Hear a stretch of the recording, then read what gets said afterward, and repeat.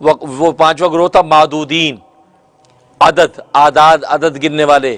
اصل میں یہ وہ گروہ تھا، یہ کہتے تھے کہ یار کوئی بات نہیں، دنیا میں جیسی گزر گئی، ہم تو اللہ کے اتنے پیارے ہیں کہ آخرت میں اللہ تبارک و تعالی ہمیں عذاب بھی دیں گے تو گنتی کے چند دن عذاب دیں گے، گنتی کے چند دن عذاب دیں گے، یہ نہیں کہ ہمیشہ ہمیشہ کی جہنم میں ڈال دیں گے۔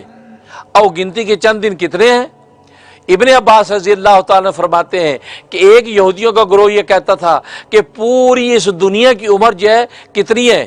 7,000 سال عمر ہے اس کی، پوری دنیا کی عمر 7,000 سال ہے، اور ہر 1000 کے بدلے میں ایک دن کاؤنٹ کریں تو 7 دن بن گئے، تو آخرت میں اللہ تبارک و تعالی صرف 7 دن ہمیں جہنم میں ڈالیں گے، 7 دن کے بعد نکال دیں گے۔ کہ 1000 جو دنیا کا دن ہے، 1000 کے بدلے میں ایک دن آخرت میں کیا جائے گا۔ کیوں؟ اس لیے کہ ظاہر ہے کہ آخرت کا ایک دن دنیا کے 1000 دن کے برابر ہے، مشہور روایت کے مطابق۔ تو لہذا اور قرآن میں بھی اس کا تذکرہ موجود، اس لیے فرمایا کہ چونکہ 7,000 سال اس کی عمر ہے اس دنیا کی، اور 1000 کے بدلے میں ایک دن، تو آخر میں گویا کہ 7 دن ہم جو ہے جہنم کے اندر رہیں گے اور اس کے بعد نکل آئیں گے۔ بھائی ایک ہفتے کی مار ہے، کوئی مسئلہ نہیں ہے، یا مزے اڑا جو چاہے کر لو، یہ نالائق یہ کہتے۔ اور دوسرا گروہ وہ تھا، وہ یہ کہتے نہیں 40 دن جہنم کے اندر ہم رہیں گے۔ اور یہ کون سے 40 دن؟ یہ وہ 40 دن کہ جو کوہ طور کے اوپر حضرت موسیٰ علیہ السلام جب گئے ہوئے تھے تو پیچھے ہم نے بچڑے کی عبادت کی تھی، گوشالہ کی عبادت کی تھی، تو 40 دن ہم نے عبادت کی تھی، تو 40 دن عبادت کی، لہذا 40 دن اللہ جہنم کی آگ میں رکھیں گے اور اس کے بعد ہمیں نکال دیں گے۔ اور ان کی یہ کتنی بڑی حماقت ہے، کتنی بڑی حماقت ہے کہ یہ اصل میں یہ جرم کی کوانٹٹی کے مطابق سزا متعین کر رہے ہیں، حالانکہ جرم کی کوانٹٹی پر سزا نہیں ملتی، جرم کی کوالٹی پر سزا ملتی ہے۔ دیکھو ایک چور 10 منٹ میں چوری کرتا ہے تو پکڑا جائے تو کیا خیر 10 منٹ جیل میں ڈالتے ہیں آپ کہ یار 10 منٹ میں چوری کی لحاظ 10 منٹ جیل میں گزاریں آپ۔ ایک آدمی کسی کو جو ہے وہ آدھے گھنٹے میں قتل کرتا مثلا، تو کیا آدھا گھنٹہ جیل میں ڈالتے ہیں کہ آدھا گھنٹے میں قتل کیا لہذا آدھے گھنٹے کے بعد چلو چھٹی؟ نہیں، آپ اس کی سنگینی دیکھتے ہیں کہ یار چوری کی ہے اور چوری دوسرے کا مال لے لیا آپ نے، تو لہذا جرم کی سنگینی کے اعتبار سے آپ کو 5 سال کی قید ہو رہی ہے، آپ کو 1 لاکھ کا جرمانہ ہو رہا ہے۔ اسے قتل کیا 5 منٹ میں قتل کیا، لیکن قتل کا جرم اتنا سنگین ہے کہ آپ کو عمر قید کی سزا ہوگی یا آپ کو قصاصاً قتل کیا جائے گا۔ تو جرم کی جو سزا ہے وہ اس کی کوانٹٹی پہ نہیں ملتی، اس کی کوالٹی پر ملتی ہے۔ اور تم ظالموں کے جو جرم ہیں یہ اپنی کوانٹٹی کے اعتبار سے اتنے سنگین جرم ہیں، تم نے کئی نبیوں کا انکار کیا، کئی نبیوں کو قتل کیا، کئی نبیوں کو ستایا، کئی نبیوں سے حیل حجت کی، کئی نبیوں پہ تہمت باندھی، اور یا موسیٰ کہہ کر نبیوں کی بے ادبی و گستاخی کی۔ تو لہٰذا اتنے سنگین جرم کیے ہیں تو اس کی سزا بھی سنگین ہوگی، لہٰذا اس کی کوالٹی کے اعتبار سے سزا ہوگی، اور ہمیشہ ہمیشہ کی جہنم تمہاری قسمت میں۔ کیونکہ قرآن نے جو جگہ جگہ کہا نا کہ قوم موسیٰ کو کیسے پکار، یا موسیٰ لن نصبر علی طعام واحد، یا موسیٰ، یہ کیوں اللہ نے ذکر فرمایا کہ یہ اتنے بے ادب ہیں، اپنے نبی کا نام لے کے بولتے ہیں، او موسیٰ، یار یہ کون ہے؟ یہ تم پیغمبر ہے، تمہارا رسول ہے، اس کو یا یہ نبی کو ہے، یا یہ رسول کو، یا کلیم اللہ بولو، یا نبی اللہ بولو، لیکن یہ اتنے بے ادب ہیں، کیا بولتے ہیں؟ یا موسیٰ۔ اس لیے قرآن نے ذکر کر کے ان کی بے ادبی کو جگہ جگہ بیان کیا، یہ اتنے بے ادب ہے کہ نبی کو نام لے کے بولتے ہیں۔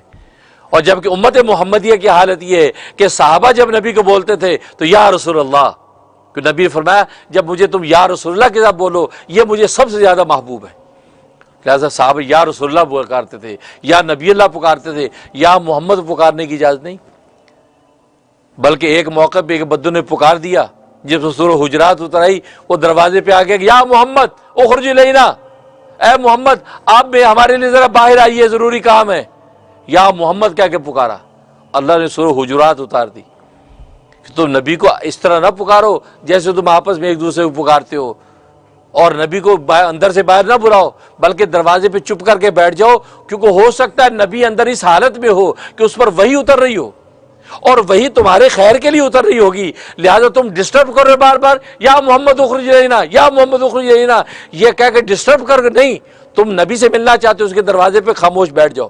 نبی جب اپنے معاملات سے فارغ ہو کر جب خود اپنی مرضی سے باہر آئیں گے، اب جب ملاقات کرو گے یہ تمہارے لیے خیر ہے، اب تمہیں صحیح نفع پہنچے گا، کیوں ادب بھی کیا تم نے، اور عام جیسے آپس میں دوست ایک دوسرے کو پکارتے ویسے بھی تم نے نہیں کیا، ادب کا لحاظ رکھ کے دروازے پہ بیٹھ گئے۔ تو دیکھو، تو یا محمد پکارا تو اللہ نے اسی وقت ڈانٹ دیا کہ نہیں نہیں خبردار، تو لہٰذا اس کے بعد سے یا محمد بھی نہیں پکار رہے تھے، بلکہ یا رسول اللہ، آپ کا منصب، آپ کی حیثیت بیان کر کے پکارتے تھے۔ تو یہ ایسے بے ادب، تو فرمایا، تو یہ کہتے ہیں کہ بس 40 دن ہم جو جہنم کی آگ میں رہیں گے اور اس کے بعد جو ہمیں چھٹکارا، پھر جنت میں داخل ہو جائیں گے۔ اس کو فرمایا وقالو، اور ایک گروہ یہ کہتا ہے کہ لن تمسن النار الا ایاما معدودہ، کہ نہیں چھوئے گی ہمیں آگ مگر گنتی کے چند دن، اور گنتی کے چند دن کتنے ہیں؟ میں نے ایک بتایا کہ 7 دن یا 40 دن، اس سے زیادہ جہنم۔ اور ایک گروہ یہ کہتا ہے کہ صرف 3 دن، صرف 3 دن ہم جو ہے وہ جہنم کی آگ میں رہیں گے اور اس کے بعد اللہ تبارک و تعالیٰ جنت میں داخل کر دیں گے۔ یہ بات کی۔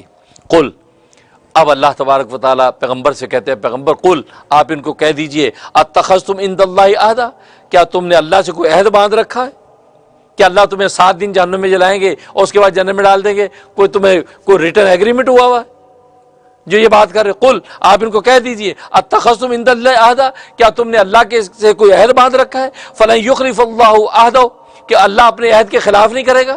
کوئی ایگریمنٹ آپس میں ہو چکا ہے کہ اللہ اس ایگریمنٹ کے خلاف نہیں کرے گا اور تمہیں جو ہے 7 دن کے بعد جنت میں ڈال دے گا، یا 3 دن کے بعد یا 4 دن کے بعد جنت کا دروازہ کھول دے گا؟ کوئی ایگریمنٹ ہوا ہوا ہے؟ ظاہر ہے کوئی ایگریمنٹ نہیں۔ کوئی ایگریمنٹ ہوتا تو اللہ کو تو پہلے پتا ہوتا نا۔ تو فرمایا ام تقولون علی اللہ ما لا تعلمون، اور یا تم باندھتے ہو اللہ پر وہ بات جس کو تم نہیں جانتے ہو۔ یہ مطلب ہے کہ وہ ایسی ذات کا وجود ہی نہیں ہے، کسی قسم کا کوئی مجھ سے ایگریمنٹ نہیں ہے، کوئی میرا ایسا عہد وعدہ نہیں ہے کہ میں تم لوگوں کو جو ہے جنت کے اندر داخل کر دوں گا 1 ہفتے کے بعد۔ یہ بات کہی۔ انہوں نے یہ روایت گھڑ رکھی تھی کہ اللہ تبارک و تعالیٰ کا ایک امر کے بارے میں ہم پر عتاب ہوا تھا، اور اس عتاب کی وجہ سے اللہ نے یہ قسم کھا لی تھی کہ میں قسم کھاتا ہوں اپنی ذات کی کہ میں یہ تمہیں 40 دن تک جو ہے وہ جہنم کی آگ میں جلاؤں گا، تم نے میرے اس حکم کو توڑا ہے، لہذا 40 دن تک میں تمہیں جہنم کی آگ میں جلاؤں گا۔ تو کہتے تھے کہ چونکہ اللہ نے قسم کھا لی تھی تو اللہ اپنی قسم سچی کرنے کے لیے ہمیں صرف 40 دن جہنم میں ڈالے گا، ورنہ اللہ میوں کو ہمیں جہنم میں ڈالنا نہیں ہے، ہم تو اللہ کے بڑے پیارے ہیں۔ نحن ابناء اللہ احباؤ، ہم تو اللہ کی اولادیں ہیں، ہم تو اللہ کے بڑے پیارے محبوب ہیں۔ اللہ نے ہمیں جہنم میں ڈالنا نہیں تھا، اللہ نے ایک امر میں ہم پر عتاب کیا اور یہ قسم کھا لی تھی اپنے آپ پہ کہ میں قسم کھاتا ہوں تمہیں 40 دن جہنم میں ڈالوں گا، تو اب اللہ وہ قسم پوری کرنے کے لیے ڈالے گا، ورنہ اللہ میاں نے ہمیں ڈالنا نہیں تھا۔ ایسے نالائق ہے۔ اس پر اللہ کہتے کیا اللہ سے کوئی ایگریمنٹ ہوا ہوا ہے؟ کوئی معاہدہ باندھا تم نے؟ یا یہ کہ تم اللہ پر ایسی بات باندھ رہے ہو جس کا تمہیں علم نہیں، اور جب تمہارے علم میں وہ چیز نہیں ہے اس کا مطلب اس کا وجود ہی نہیں ہے، اس لیے اس کا جو ہے انکار کر دیا۔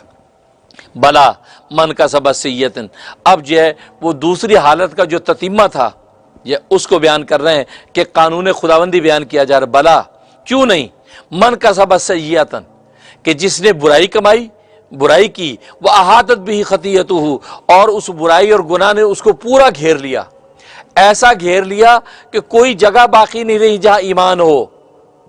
ورنہ خطا عام لوگوں سے بھی ہوتی ہے، ایک مومن سے بھی خطا ہوتی ہے، لیکن اندر ایمان موجود ہوتا ہے، جہاں ایمان موجود ہے وہاں جو گناہ اس کو گھیر نہیں سکتا، وہ وہاں ایمان رہتا ہے، اس ایمان کی وجہ سے آخر میں اس کی بخشش ہو جاتی ہے۔